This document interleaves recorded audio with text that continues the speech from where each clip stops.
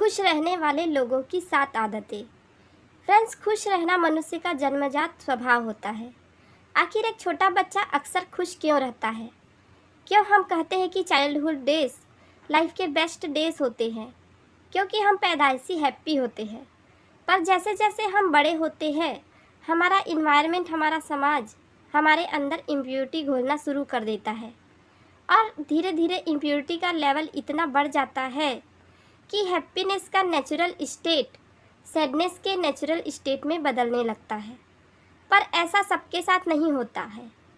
दुनिया में ऐसे बहुत से लोग हैं जो अपनी हैप्पी रहने की नेचुरल स्टेट को बचाए रख पाते हैं और लाइफ टाइम खुशहाल रहते हैं। तो क्या ऐसे व्यक्ति हमेशा खुश रहते हैं? नहीं, औरों की तरह उनके जीवन में भी दुख सुख का आना जाना लगा रहता है। पर आमतौर पर ऐसे व्यक्ति व्यर्थ की चिंता में नहीं पड़ते और अक्सर हंसते मुस्कुराते और खुश रहते हैं। आज इस लेख के जरिए मैं आपके साथ खुशहाल लोगों की 7 आदतें शेयर करने जा रही हूँ, जो शायद आपको भी खुश रहने में मदद करे। तो आइए जानते हैं उन 7 आदतों को। हैबिट 1, खुश रहने वाले अच्छाइयाँ खोजते हैं, बुराई नहीं। ह्यूमन बीइंग की नेचुरल टेंडेंसी होती है कि वो नेगेटिविटी को जल्दी कैच करते हैं। साइकोलॉजिस्ट इस टेंडेंसी को नेगेटिविटी बायस कहते हैं।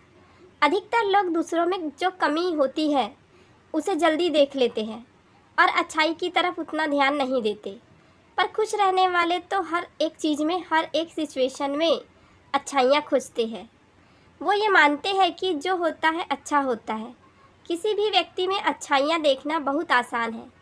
बस आपको खुद से एक प्रश्न करना है कि आखिर क्यों यह व्यक्ति अच्छा है, और यकीन जानिए आपका मस्तिष्क आपको ऐसी कई अनुभव और बातें गिना देगा कि आप उस व्यक्ति में अच्छाइयाँ देखने लगेंगी।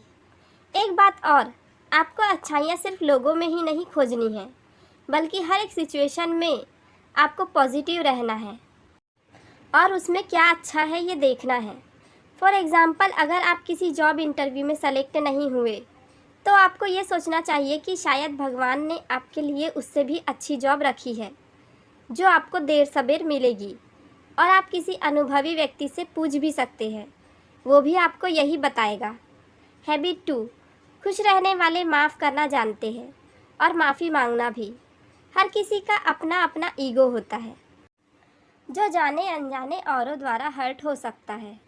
पर खुश रहने वाले छोटी मोटी बातों को दिल से नहीं लगाते। वो माफ़ करना जानते हैं, सिर्फ दूसरों को नहीं बल्कि खुद को भी। और इसके उलट, यदि ऐसे लोगों से कोई गलती हो जाती है तो वो माफ़ी मांगने से भी नहीं कतराते। वो जानते हैं कि व्यर्थ का ईगो उनकी लाइफ को कॉम्प्लेक्स बनाएगा, इसलिए वो सॉरी बोलने में कभी कंजूसी नहीं करते। मुझसे भी जब गलती होती है तो मैं कभी उसे सही ठहराने की कोशिश नहीं करती और उसे स्वीकार करके क्षमा मांग लेती हूँ। हैबिट 3, खुश रहने वाले लोग अपने चारों तरफ एक सपोर्ट सिस्टम डेवलप करते हैं। ये सपोर्ट सिस्टम 2 पिलर्स में टिका होता है, फैमिली एंड फ्रेंड्स। ज़िंदगी में खुश रहने के लिए फैमिली एंड फ्रेंड्स का बहुत बड़ा योगदान होता है।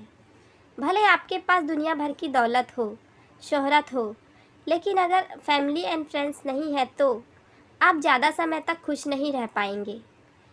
हो सकता है ये आपको बड़ी ऑब्वियस सी बात लगे, ये लगे कि आपके पास भी बड़े अच्छे दोस्त हैं और बहुत प्यार करने वाला परिवार है, लेकिन इस पर थोड़ा गंभीरता से सोचिए।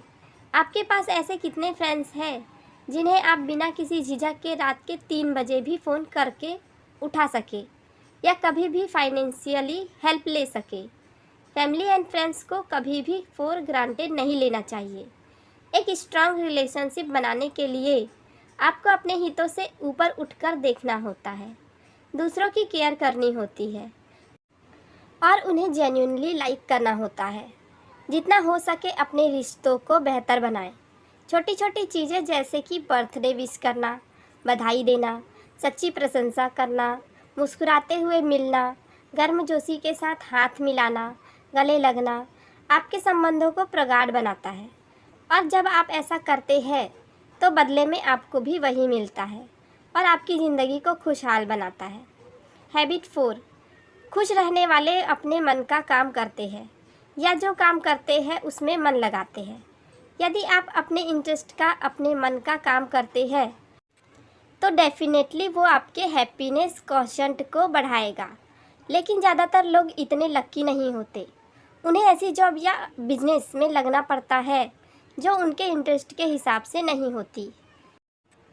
पर खुश रहने वाले लोग जो काम करते हैं उसी में अपना मन लगा लेते हैं, भले ही पैरेलली वो अपना पसंदीदा काम पाने का प्रयास करते रहे। मैंने कई बार लोगों को जहाँ जॉब करते हैं उस कंपनी की बुराई करते सुना है, अपने काम को दुनिया का सबसे बेकार काम कहते सुना है। ऐसा करना आपकी लाइफ को और भी डिफ़िकल्ट बनाता है। खुश रहने वाले अपने काम की बुराई नहीं करते, वो उसके सकारात्मक पहलुओं पर फोकस करते हैं और उसे एंजॉय करते हैं। मगर यहाँ मैं यह ज़रूर कहना चाहूँगा कि यदि हम दुनिया के सबसे खुशहाल लोगों को देखें तो वो वही लोग होंगे जो अपने मन का काम करते हैं। इसलिए यदि आप जो कर रहे हैं उसे एंजॉय करना, उसे सीखना अच्छी बात है। पर स्टीव जॉब्स की कही बात भी याद रखिए, आपका काम आपकी ज़िंदगी का एक बड़ा हिस्सा होगा और ट्रस्टली सेटिस्फाई होने का एक ही तरीका है कि आप वो करें जिसे आप सचमुच एक बड़ा काम समझते हो। और बड़ा काम करने का एक ही तरीका है कि आप वो करें जो करना आप इंजॉय करते हो। हैबिट 5, खुश रहने वाले हर उस बात पर यकीन नहीं करते जो उनके दिमाग में आती है।